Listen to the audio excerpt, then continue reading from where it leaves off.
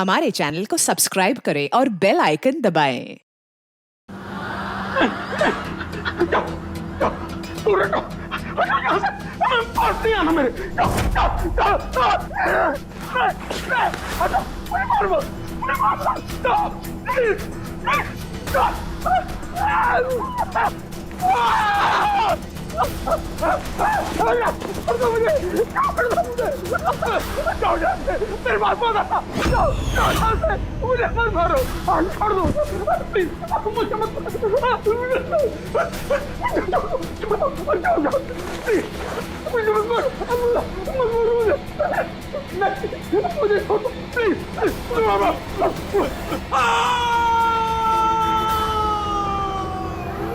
छोड़ दो मुझे, मारो मत मुझे।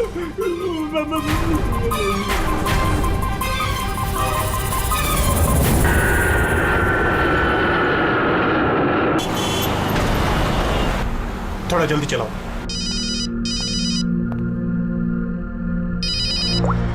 हेलो, इसवी प्रद्युमन सर, एक खून हुआ है। खून हुआ? कौन बोल रहा है? शहर के मशहूर बिजनेसमैन जयंतीलाल जी का खून। जयंतीलाल जी का खून हुआ है? कौन बोल रहा है ये? देखिए सर, मैं कौन बोल रहा हूँ ये इंपॉर्टेंट नहीं है। इंपॉर्टेंट ये है कि सेठ जी का खून हुआ है और उनके घर वाले उनकी बॉडी को अंतिम संस्कार के लिए लेकर जा रहे हैं। देखिए सर, अगर बॉडी जल गई तो खूनी कभी नहीं पकड़ा जाएगा। अब देरी मत कीजिए प्लीज, जल्द से जल्द जाकर बॉडी जलाने से रोकिए। हेलो, आप कहां से बोल रहे हैं? कौन है आप? Hello, damn it.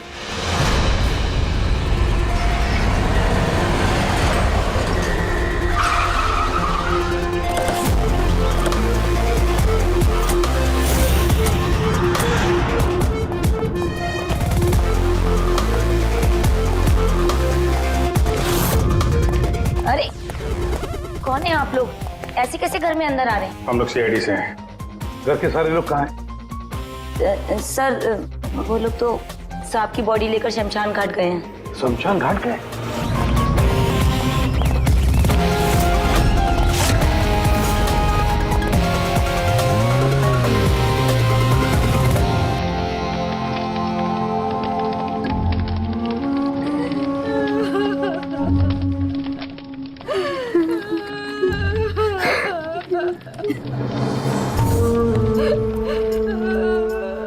क्या बताऊं मैं, यकीन नहीं हो रहा कि जयंती भाई अब हमारे बीच नहीं है। 15 साल पुरानी दोस्ती थी मेरी। वो तो मेरे बड़े भाई जैसे थे। पता नहीं ये सब कैसे अचानक से हो गया।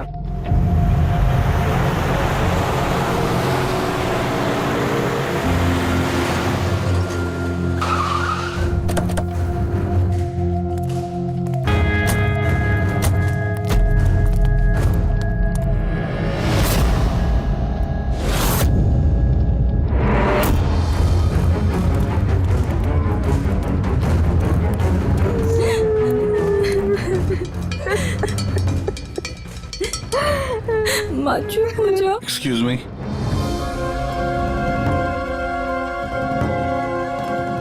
देखिए हम लोग सीआईडी से हैं। जयंतीलाल जी के परिवार वालों से मिलना चाहते हैं। मैं जयंतीलाल जी की पत्नी दीपा जी, हमें पता है ये सही समय नहीं है पूछताछ करने की, मगर क्या करें, वो जयंतीलाल जी की मौत के बारे में हमें कुछ पूछताछ करनी है। पूछिए, क्या पूछना चाहते हैं आप लोग? आप सुशील जयंती, उनका बड़ा बेटा। सुशील जी, हमें खबर मिली है कि आपके पिता की मौत एक नेचुरल डेथ नहीं थी, उनकी हत्या हुई है। क्या? ये कैसे हो सकता है? I'm डॉक्टर सूरज, मैं जयंतीलाल का फैमिली डॉक्टर हूँ। मैंने ही कल रात उनको चेक करके उन्हें डेथ सर्टिफिकेट दिया था। He died a natural death। ये सही कह रहे हैं। जयंती भाई की मौत सभी घर वालों के सामने ही तो हुई थी, और इतने सालों से मेरा इस परिवार से रिश्ता है, वो लोग झूठ क्यों बोलेंगे? तो आप लोगों ने इतनी जल्दी में बॉडी क्यों जला दी? तो क्या ये भी गुनाह है? इतने महीनों से पिताजी बीमार थे, कितने इलाज किए, कितनी कोशिशें की, नहीं बचे वो। देखिए, हमें इंफॉर्मेशन मिली है कि जयंतीलाल जी की हत्या हुई है। क्या? हमने आपके पड़ोसी से भी पूछा। उन लोगों ने भी कल रात जयंतीलाल जी के चिल्लाने की आवाज सुनी थी। देखिए, पड़ोसियों ने जो कहा वो सही है, लेकिन उनको या आप लोगों को सही बात नहीं पता है। और वो सही बात क्या है? पिछले 3 महीने से डैडी की दिमागी हालत भी ठीक नहीं थी। वो ना सिर्फ लोगों को और बातों को भूलने लगे थे, बल्कि उनको हेलुसिनेशन यानी भ्रम हो गया था। गलत सही, सच झूठ का फर्क उनको समझ में नहीं आ रहा था। दौरे पड़ने लगे थे उनको लगने लगा था जैसे उनको कोई मारने वाला है। कल रात भी उनको ऐसा ही दौरा पड़ा था।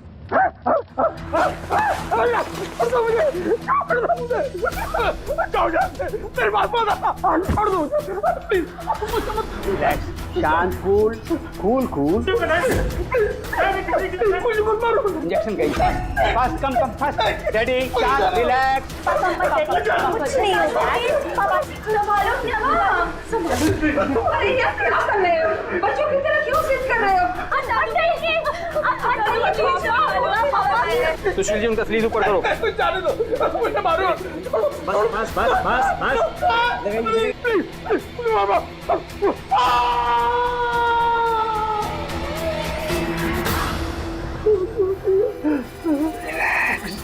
और इस बार अटैक इतना बड़ा था कि मुझे उन्हें बेहोशी का इंजेक्शन देना पड़ा और 2 घंटे बाद उनकी मौत हो गई। मैं आपको सारी डिटेल्स दे सकता हूँ, उनकी मेडिकल रिपोर्ट्स, मेडिकल हिस्ट्री, दवाइयाँ, सब कुछ दे सकता हूँ मैं आपको। हो गई तसल्ली आपको? अब हम अपना काम कर लें। इतनी जल्दी भी क्या है हेमंत? जरा सच तो सामने आ जाए।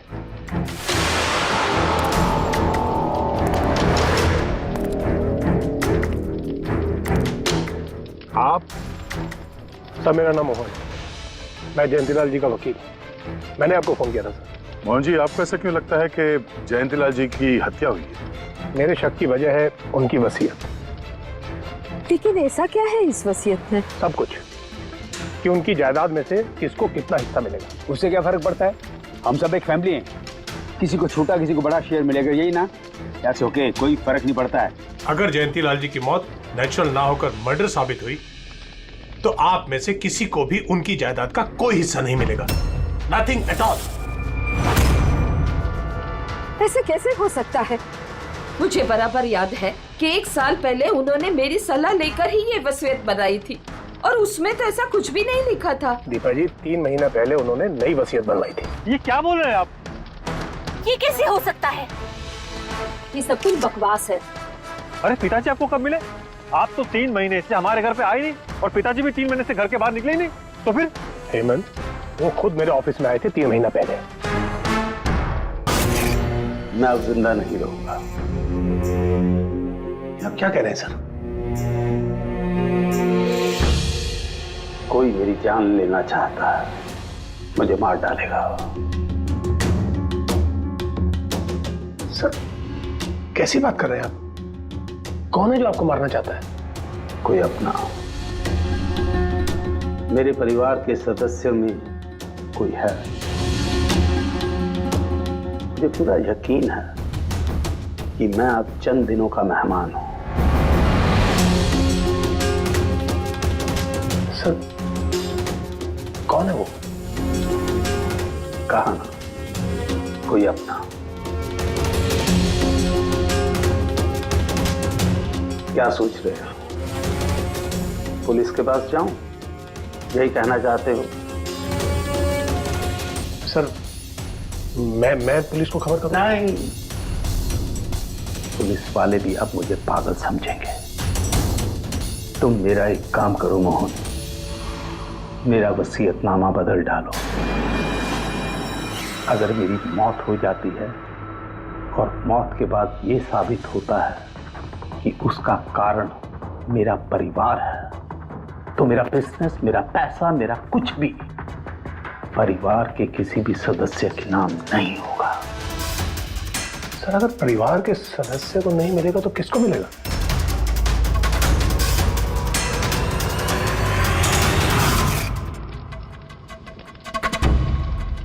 हमें नहीं तो किसे मोहन? जायदाद किसको मिलेगी? और सीआईडी को।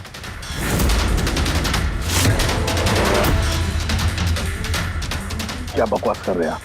जी सर, अगर जयंतीलाल जी की मौत हत्या साबित होती है तो उनकी सारी जायदाद जो कि लगभग 5,000 करोड़ है वो सीआईडी को और पुलिस वेलफेयर डिपार्टमेंट को मिलेगी। ये क्या मजाक कर रहे हैं आप? ऐसा कैसे हो सकता है? हो सकता है अगर उनकी मौत हत्या साबित हुई तो। लेकिन उनकी तो हत्या हुई नहीं, हम वहीं तो थे। जो कुछ भी हुआ हमारे सामने हुआ है। उनकी हत्या हुई है या नहीं वो हम पता लगा लेंगे। अरे आप कैसे पता लगाएंगे? बॉडी तो है ही नहीं। बॉडी जल चुकी तो क्या हुआ, राख तो है। जब तक ये केस सुलझती नहीं तब तक जयंतीलाल जी की राख हमारी कस्टडी में रहेगी। अरे लेकिन सॉरी मैम।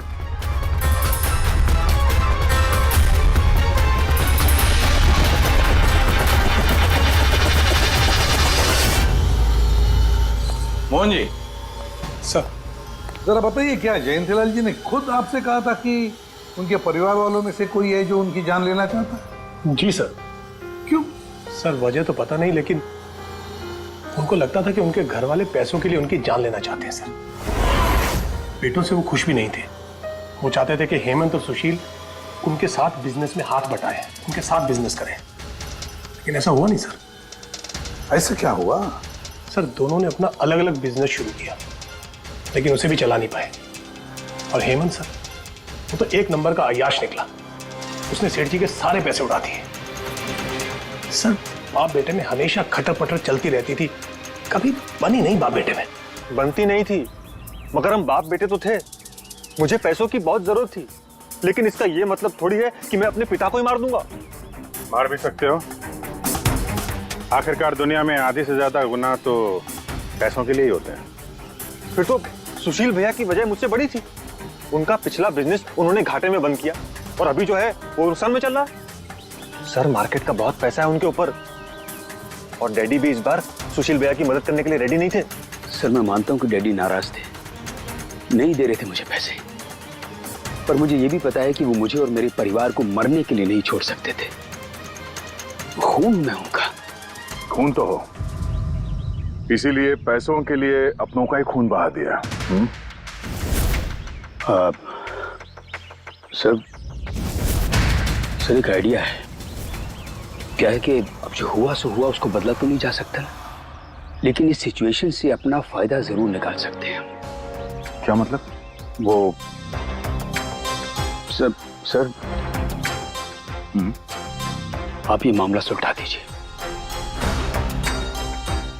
मान लीजिए कि नेचुरल डेथ थी, अब वसीयत के हिसाब से पैसे सीआईडी और मुंबई पुलिस की जगह हमें मिलेंगे, जो उसके असली हकदार हैं। नहीं, आप लोगों का जो नुकसान हुआ होगा वो हम आपस में समझ लेंगे ना।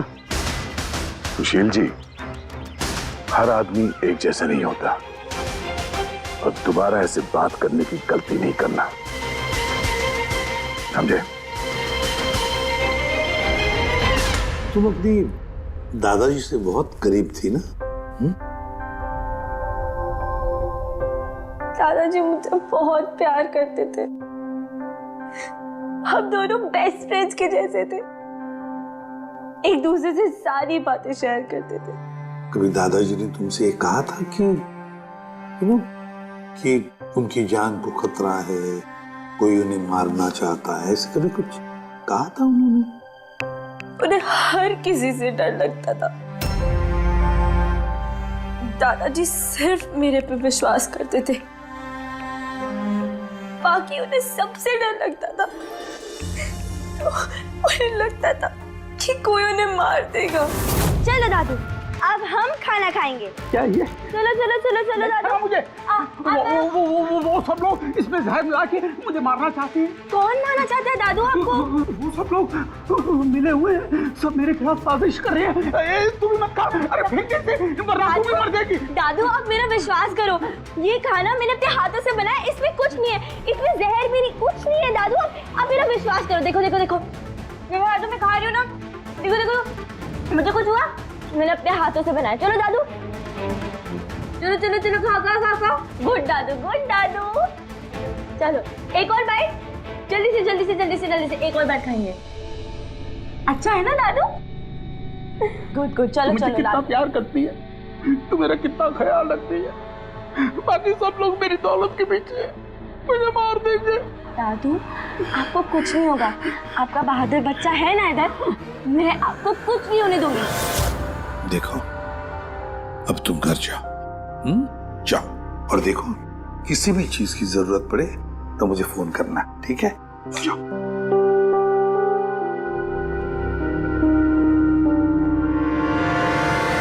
हाँ सौरभ, बता क्या निकला राख में से?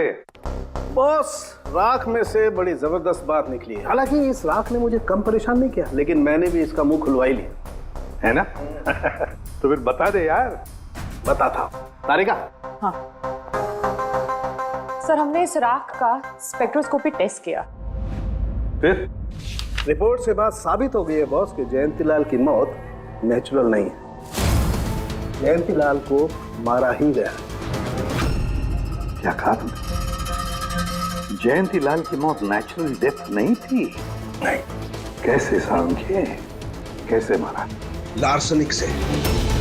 लार्सनिक? जयंतीलाल की राख में हमें लार्सनिक मिला है बॉस। राख में से लार्सेनिक? सर कुछ केमिकल्स और हेवी मेटल्स, धातु ऐसे होते हैं जो जलने पर भी नहीं खत्म होते। लार्सेनिक उनमें से एक है, इसलिए लाश के पूरी तरह जल जाने के बावजूद उसमें मौजूद लार्सेनिक जलाने और राख में ऐसे ही रहा। लेकिन एक बात समझ में नहीं आ रही है सारंगे, कि अगर जयंतीलाल की मौत लार्सेनिक की वजह से हुई है तो फिर उसके फैमिली डॉक्टर सूरज को ये पता कैसे नहीं चला?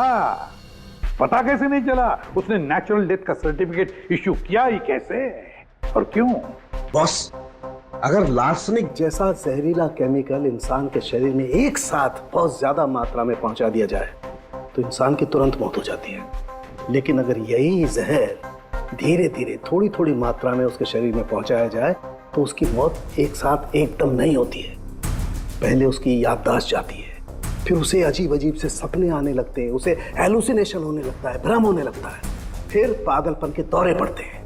और जयंतीलाल के साथ ये सब कुछ हो रहा था। लार्सनिक? जी हाँ, लार्सनिक। और इससे यह साबित हो गया कि जयंतीलाल जी की मौत बीमारी से नहीं बल्कि उनका खून किया गया। लेकिन ये किया किसने? वही पता करने हम लोग यहाँ हैं। अभिजीत, जयंतीलाल जी का कमरा चेक करना पड़ेगा। Okay sir.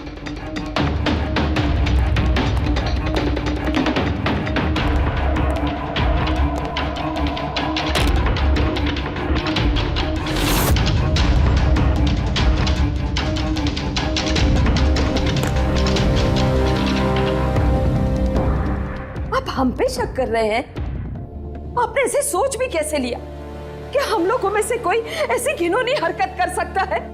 ऐसा कुछ नहीं है माँ, ये सब इनकी चाल है। डैडी की प्रॉपर्टी इन्हें मिल जाए इसके लिए मनगढ़ंत कहानी बना रहे हैं ये लोग। बकवास मत करिए सुशील जी, दोबारा ऐसा बोला ना अंदर डाल दूंगा।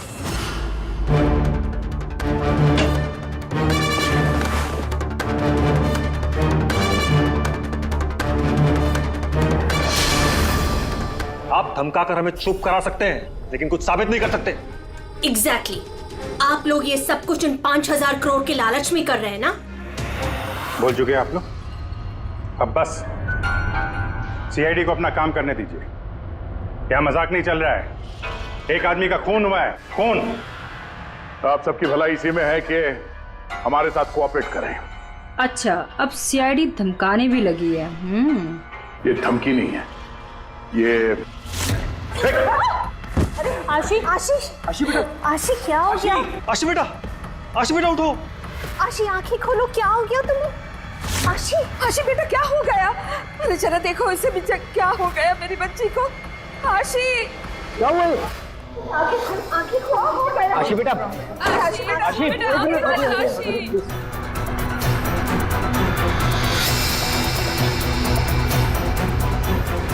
क्या हो गया इसे? आशी इसे हॉस्पिटल ले जाना पड़ेगा फौरन। हाँ पंकज, क्या? माय गॉड, ये अच्छा ठीक है। क्या हुआ? ये डॉक्टर सूरज ने आशी के कुछ टेस्ट किए थे, पता चला कि उसके खून में भी लार्सेनिक है। लेकिन सर, लार्सेनिक आशी के खून में पहुंचा कैसे होगा? सर ऐसी कोई कॉमन चीज जो जयंती लाल जी और आशी दोनों के कांटेक्ट में आई हो? खाना। अब आशी ने बताया था ना कि कुछ दिनों से जयंती लाल जी का खाना वो खुद टेस्ट कर रही थी। नहीं बस खाना नहीं, ये कुछ और है। ये सालों के साथ ये आपको कैसे पता चला? बताता हूं, बस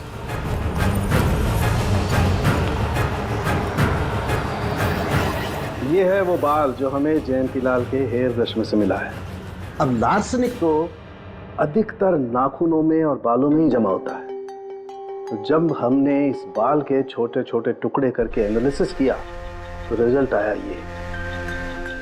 और सर हमने इन टुकड़ों का एटॉमिक अब्जॉर्प्शन टेस्ट किया तो पता चला कि दूसरे केमिकल्स के साथ साथ इसमें लार्सेनिक भी है। अब क्योंकि बाल धीरे धीरे बढ़ते हैं इसलिए हमने इस रिजल्ट को कैलेंडर के साथ टैली किया। बॉस, तब हमें पता चला कि जयंतीलाल को ये लार्सेनिक 8 से 10 दिन के गैप में दिया जा रहा। और 8-10 दिन के गैप में? इसका मतलब जो भी है, जयंतीलाल को हर 8-10 दिन के इंटरवल पर लार्सेनिक दे रहा था, धीरे धीरे मार रहा था। और इसकी शुरुआत हुई बॉस 3 महीने पहले। 3 महीने पहले? सर हाँ, फिर तो खूनी जयंतीलाल जी के घर वालों में से कोई नहीं होगा। परिवार वाले 8-10 दिन तक इंतजार क्यों करेंगे? एक ही बार में मार देंगे। फ्रेडी, परिवार वाला भी तो जयंतीलाल को धीरे धीरे मार सकता है ताकि किसी को उस पर शक ना हो। सर पिछले 3 महीने से कुछ मसाज करने वाले आ रहे थे, मैंने बताया तो था आपको। हाँ, चेक कर चुके हम उनको। उनके अलावा और कोई आता था क्या? कोई एक हो तो बताओ। उनके दोस्त, पुराने बिजनेस पार्टनर और ऑफिस के स्टाफ वगैरह बहुत सारे लोग आते रहते थे घर पे। जी, डैडी बहुत सोशल थे, लोगों से मिलना जुलना, पार्टीज में जाना उनको बहुत अच्छा लगता था। इसीलिए जब उन्होंने बाहर जाना बंद कर दिया तो लोग उनसे मिलने घर पर आने लगे। लेकिन इन लोगों को हम अच्छी तरह से जानते हैं सर, इनमें से कोई ऐसा नहीं कर सकता है। भाभी देखिए ना, ये कैसा निशान लगा है। 4 बार धोया, 4 बार छुटाया, फिर भी नहीं हट रहा। अरे ठीक से धो ले, साफ हो जाएगा। अरे भाभी कितनी बार रगड़ा, नहीं जा रहा। और जाएगा भी नहीं, क्योंकि ये दाग खून का है। खून? जी हाँ। सुनिए, आपके कुर्ते पे ये खून का दाग कहाँ से आया? आपको कहीं चोट लगी है क्या? क्या हुआ आपको? मुझे नहीं पता। अरे मुझे मेरे कुर्ते पर कहाँ से आया? मैं खुद हैरान हुआ था कल जब मैंने इसे देखा। तो कल लगी आपको ये चोट? नहीं, मुझे कोई चोट नहीं लगी। हाँ, जब मैं कल लोगों से मिल रहा था तब ये खून का दाग लगा मुझे।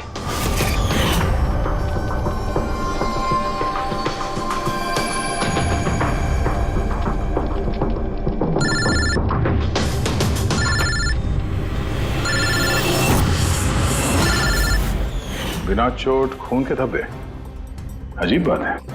वही तो। और कुछ हुआ था कल? कोई खास बात? नहीं सर, और कोई खास बात नहीं। साहब एक बात अजीब हुई थी। क्या? कल सुबह मुझे गार्डन में कांच के कुछ टूटे हुए टुकड़े मिले थे। कांच के टूटे हुए टुकड़े? तो फिर? साहब उन टुकड़ों में खून लगा हुआ था। क्या? कांच के टुकड़ों में खून लगा हुआ था? जी। कहाँ पर है वो? अब वो तो मैंने कचरे के डिब्बे में डाल दी। इस कुर्ते पे खून, कांच के टुकड़े पे खून। कहाँ देखे थे वो कांच के टुकड़े तूने?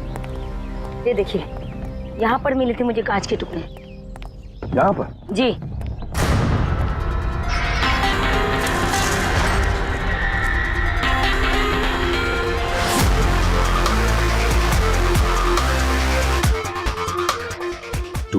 बल्ब है सर, बल्ब का टुकड़ा मिला क्या उसको? काम करो अभिजीत, इस घर में जितनी भी लाइटें हैं, लैंप्स हैं, सब चेक करो, देखो कोई बल्ब गायब है क्या।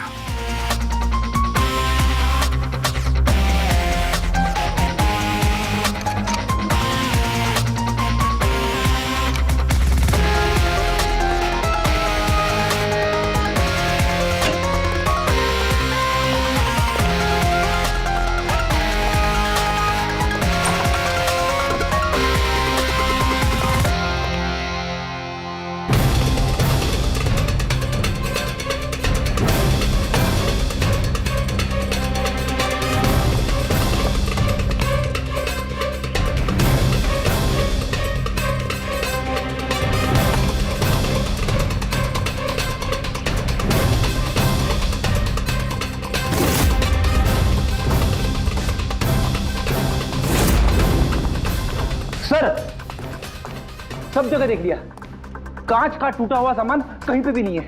सर कुछ नहीं मिला।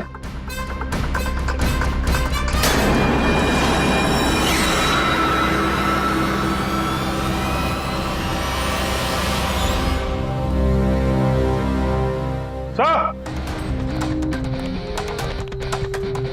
हाँ अभिजीत, ये सही, ये देखिए,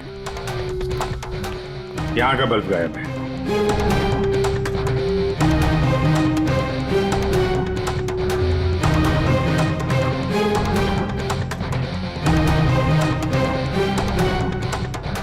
बड़ी अजीब बात है, ये लैम्प तो बिल्कुल ठीक था। मैं और दादू इस लैम्प के नीचे काम भी किया करते थे, और जिस तरह दादू की मौत हुई तब भी ये लैम्प ठीक था, इसमें बल्ब था और ऑन था।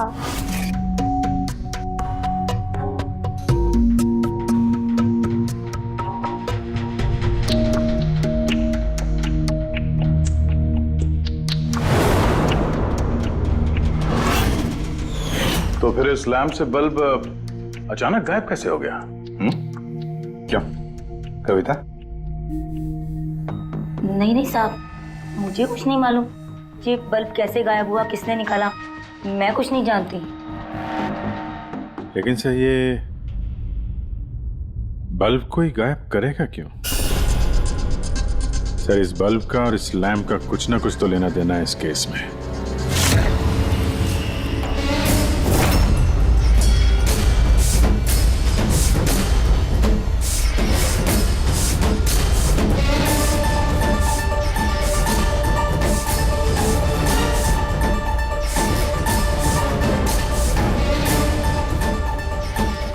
बॉस, ये धब्बे देख रहे हो? ये धब्बे लार्सनिक के हैं। लेकिन ये लार्सनिक के धब्बे पूरे लैंप पर कैसे है? बॉस, हुआ ये होगा, खूनी जयंतीलाल जी के घर पे आता होगा हर 8 या 10 दिन में। नमस्ते साहब। साहब ऊपर है अपने कमरे में।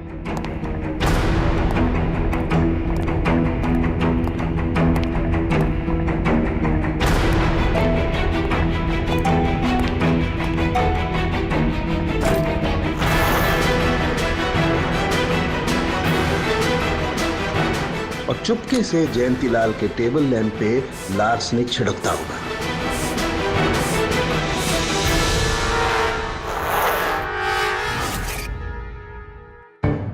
शायद जयंतीलाल जी हमेशा इस टेबल पर बैठ करके काम किया करते थे।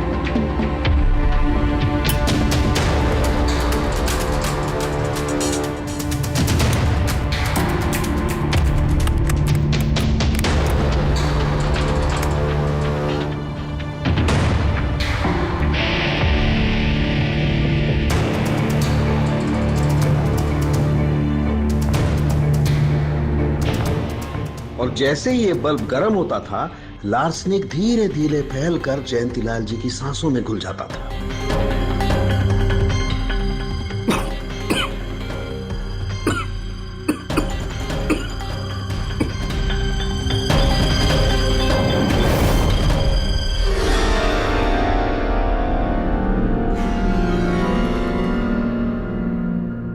सालों के साथ आशी को लार्सेनिक का इतना असर क्यों नहीं हुआ?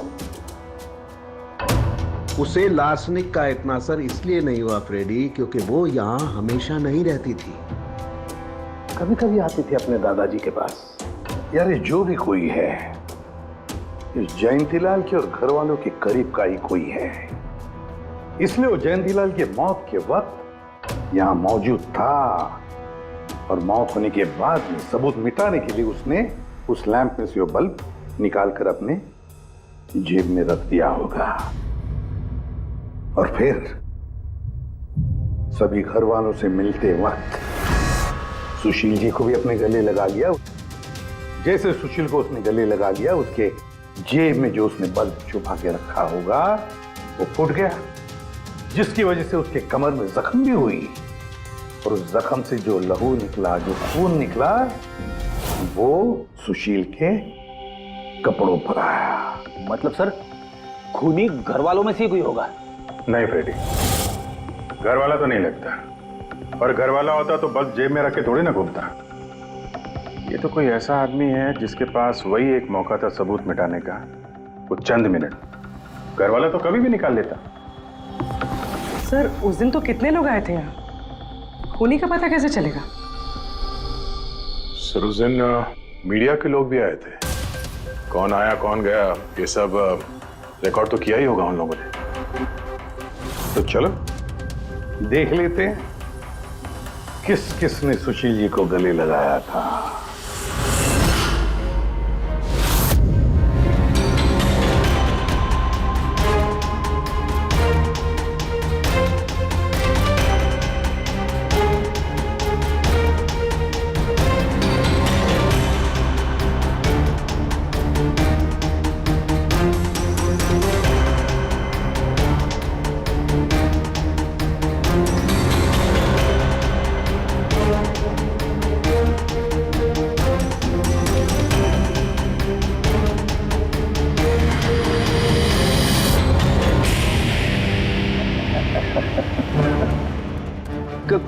क्या हुआ सर, खूनी का पता चल गया? हाँ फ्रेडी, खूनी मिल गया। कौन है? फ्रेडी, इस आदमी की पूरी कुंडली निकालो, पता लगाओ पिछले 3 महीनों में ये कहां कहां गया था, किस किस से मिला था, क्या क्या किया है इसने, सब कुछ।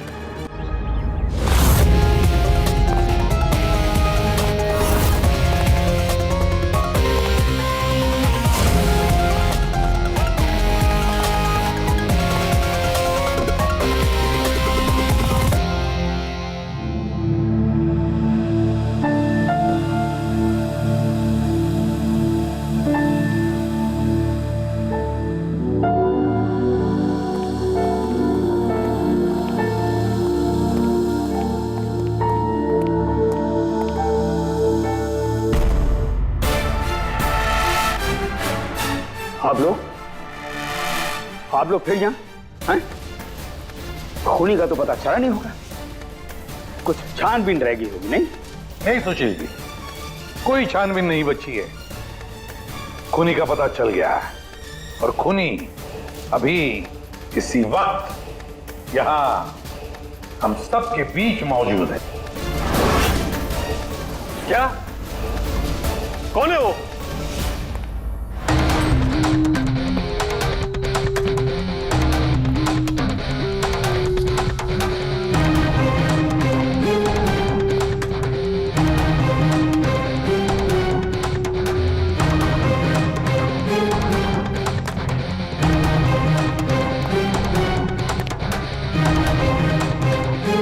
अरविंद जी,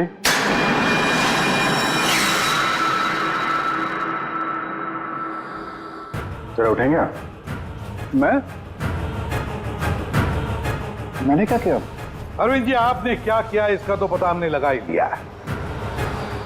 बस अब आपके कारनामे हम आप ही के मुंह से सुनना चाहते हैं। क्या बकवास है ये? आप मुझ पर इल्जाम लगा रहे हैं। आपको क्या लगता है कि मैंने जयंती को मारा? अभिजीत, मौका मिला था, मान जाते तो सबके सामने कपड़े नहीं उतरते। तेरा एक कुर्ता उठाना। क्यों? अरे उठाओ सर। क्यों?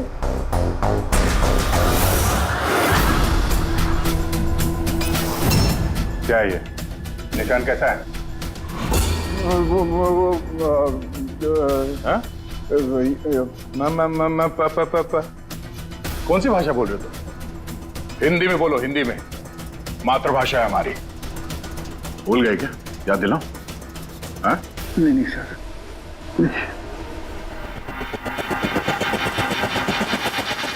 बताता हूँ। नफरत करता था मैं जयंती से। 5 साल पहले हमने एक बिजनेस शुरू किया था। आज ये इतना बड़ा 5,000 करोड़ का एम्पायर है ना, वो मेरे मेहनत की कमाई थी।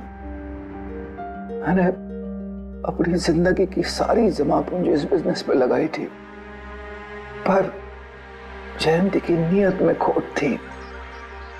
उसने मुझे धोखा दिया, मुझे मेरी ही कंपनी से निकाल दिया। तब मैंने सोचा कि जब मौका मिलेगा तो मैं इसका हिसाब चुकता करूंगा। और वो मौका तुम्हें मिला 3 महीने पहले एडवोकेट मोहन के ऑफिस में, जहां पर जयंतीलाल जी भी आए थे और तुमने चुपके से उन दोनों की बातें सुन ली थी। अगर मेरी मौत हो जाती है और मौत के बाद ये साबित होता है कि मेरी किसी ने हत्या की है, तो मेरा बिजनेस, मेरा पैसा, कुछ भी मेरे परिवार के किसी भी सदस्य को नहीं मिलेगा। सर, अगर परिवार के सदस्य को नहीं मिलेगा तो किसको मिलेगा? CID को, जो मेरा मर्डर इन्वेस्टिगेट करेगा। मुझे लगा अच्छा मौका है। जयंतीलाल को मारूंगा मैं और शक जाएगा उसके परिवार पर। और इसीलिए तुमने जयंतीलाल की तरफ दोस्ती का हाथ बढ़ाया, एक नया प्रपोजल लेकर। क्यों? मेरे दिमाग में एक आइडिया था जिसके लिए मेरा उसके घर बार बार जाना जरूरी था।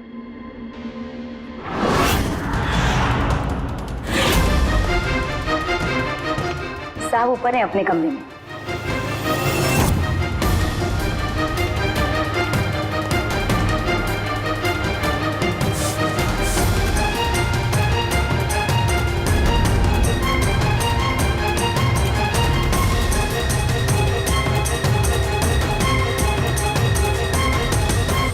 लेकिन ACP साहब, आपको इन पे शक कब हुआ?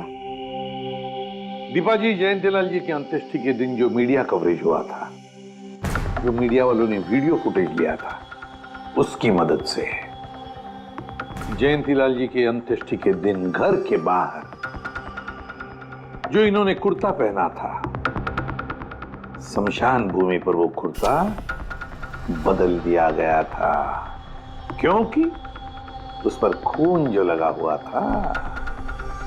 क्यों Arvind ji?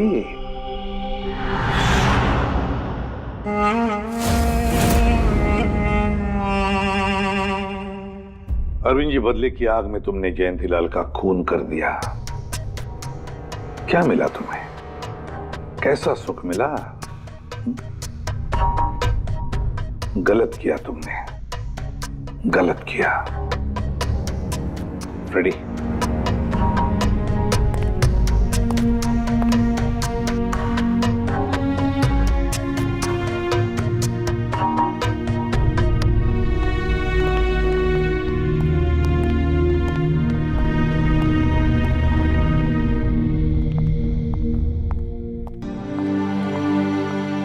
Thank you sir, thank you very much. And we are sorry, हम लोगों ने आपको काफी बुरा भला कहा। दरअसल हमें लगा कि पैसों के चक्कर में आप हम परिवार वालों को इस केस में कल्प्रिट बनाने की कोशिश कर रहे हैं। नहीं, कोई बात नहीं। ACP साहब, मैं मेरे पति की अंतिम इच्छा पूरी करना चाहती हूँ। सीआईडी और पुलिस वेलफेयर फंड में मैं डेफिनेटली डोनेट करूंगी। Thank you very much, thank you. Thank you so much sir कि आपने मेरे दादू को इंसाफ दिलाया। God bless you. For more updates, subscribe to our channel, click the show links and enjoy watching the videos.